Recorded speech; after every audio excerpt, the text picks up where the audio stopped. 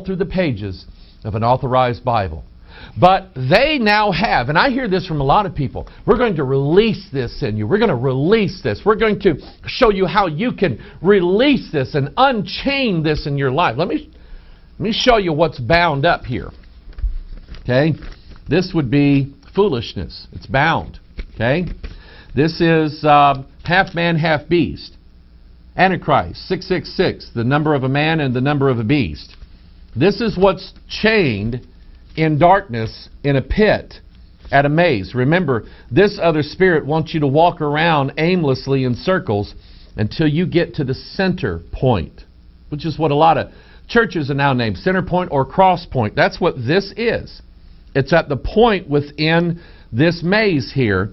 That's where, and it's the same way in Eastern mysticism. If you've ever seen a lotus flower used in like Indian religion and things like that, they say that the lotus flower, it's all closed up, but it's got Brahma, their God, inside of there. And once it's opened up, it releases that God. And so they tell you, we want you to open up your lotus flower and release that inner God that's on the inside of you. Hey, he's bound up for a reason. Don't let him out. But anyway, unleashing the power of a passionate life. The real power of God is not bound up. So they're telling you about something in your life that is bound. And they're going to tell you how to unleash it. I don't want it out. So anyway, here's what David Jeremiah said in unleashing this thing in his book, Life Wide Open. In the introduction of the book, Jeremiah tells readers that, quote, this is a quote now from his book, a small handful among us have discovered. Now I want to stop right here. Stop right here. Okay? We are the elite. We have discovered the truth. The truth that you will never know unless you pay $14.95 for my book. You read my book, and now you will know what a very small, select group of people. And you know what? It amazes me that millions and millions of people who call themselves Christians all over the world fall for this idea. That people like Jeremiah and Joyce Myers and Kenneth Copeland and Joel Osteen and Rick Warren, these are the sacred select few who have been granted the special grace by God to be very, very wealthy and have very, very expensive toilet bowls. Not making that up. These are the select, if we could just unleash the power that they've unleashed, if we could just be like them, we could have a very, very, very, very expensive toilet bowl. I'm not making that up.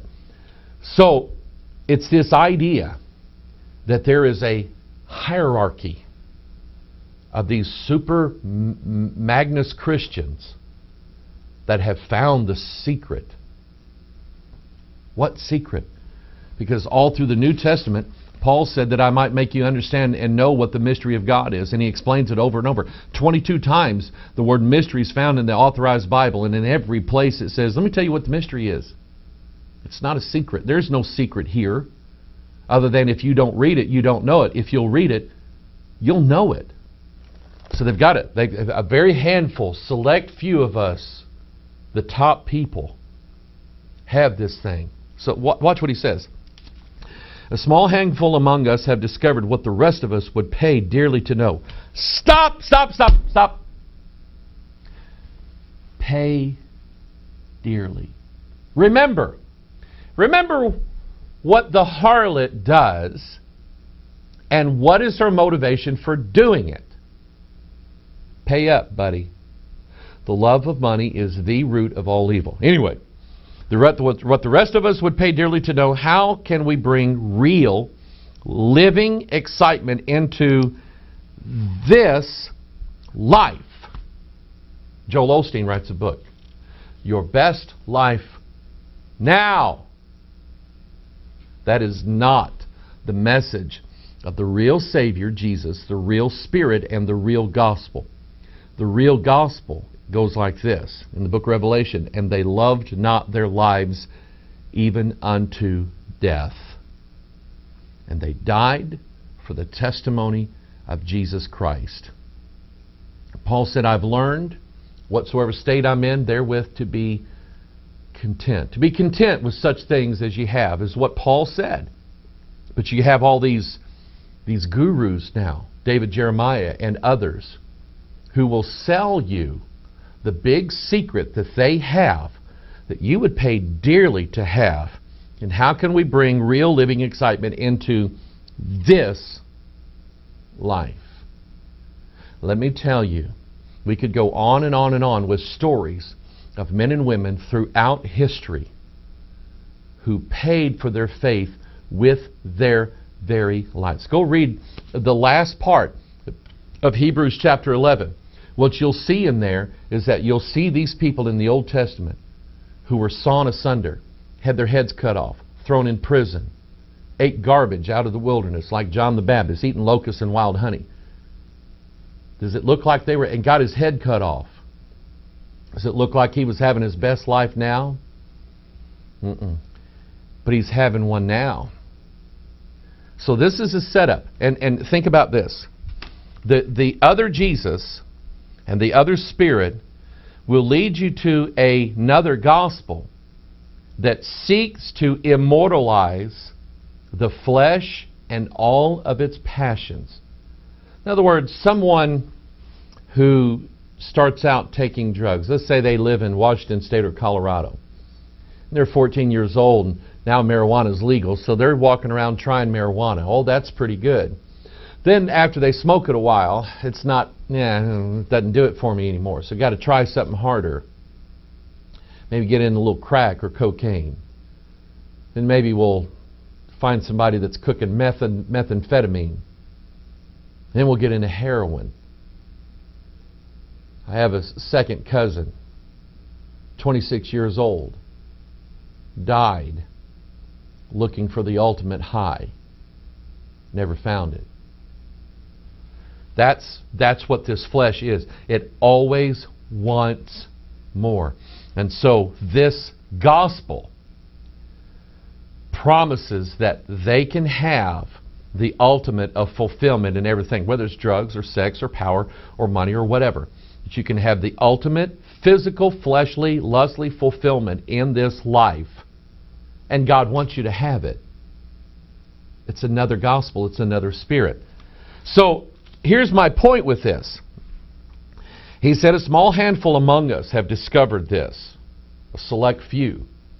Now these people he quotes in his book, Life Wide Open. One of those people is a woman by the name of Sue Monk Kidd.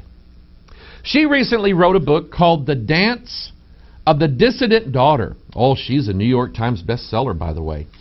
A woman's journey from Christian tradition to the sacred feminine. And this is a little thing from her book. She is in us. What spirit?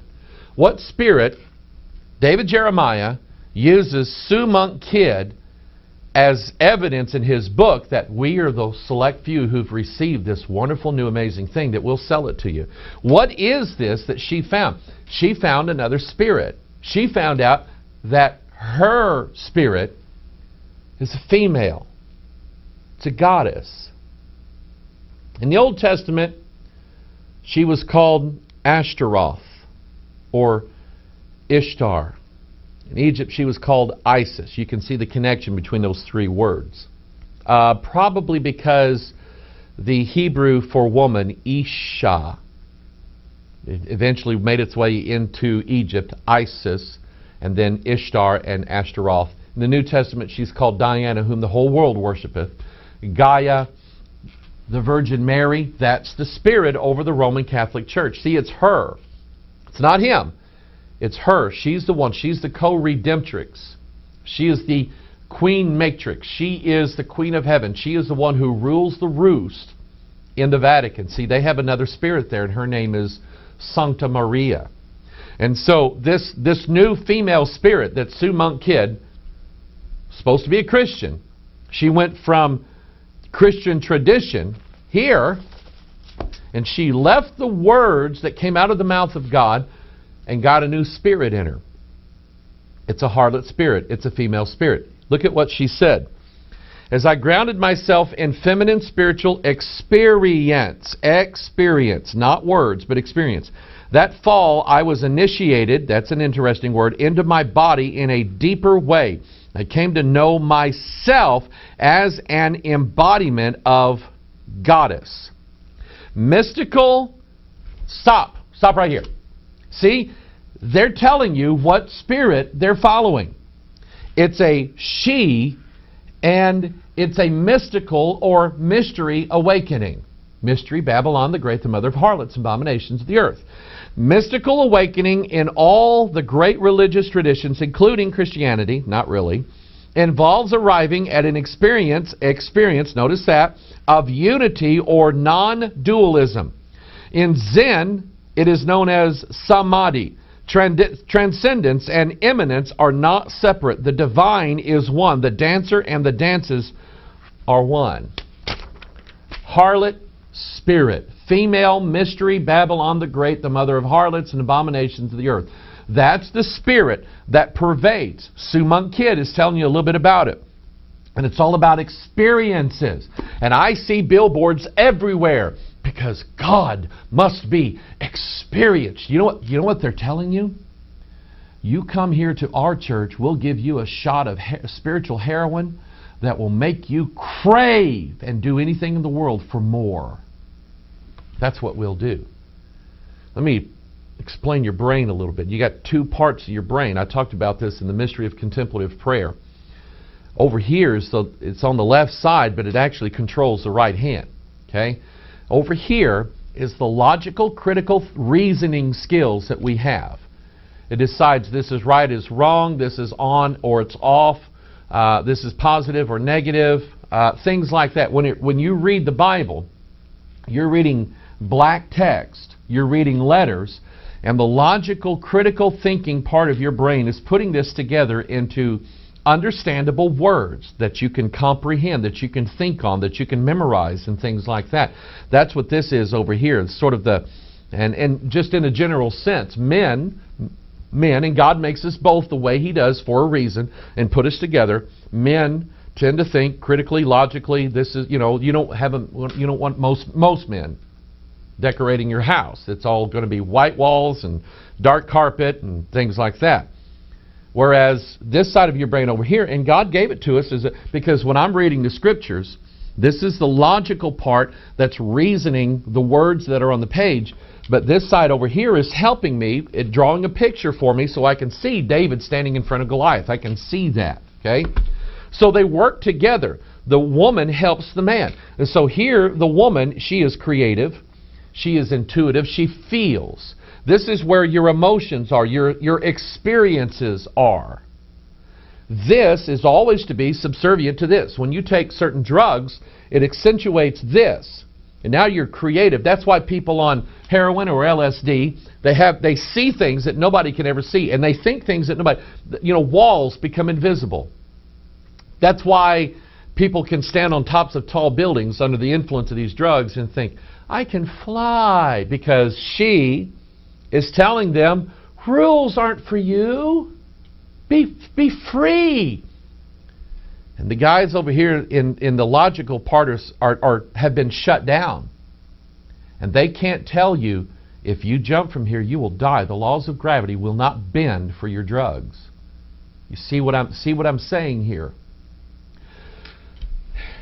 God has an order for everything. In a marriage, it is the husband who's to be in charge, but he is not alone in his decision-making process. He is helped by the woman. My ministry, my life has been helped by the blessing of my wife. She helps me think things through, things that I don't see. I've learned not to trust me without talking to her first. Most of the time we see eye to eye. Every now and then she'll say, hon, that didn't feel right to me. And she will make me pause and go examine it further. I've found out she's right in a lot of ways. Not always, but in a lot of ways. That's how God designed it. Where did the devil go when he went into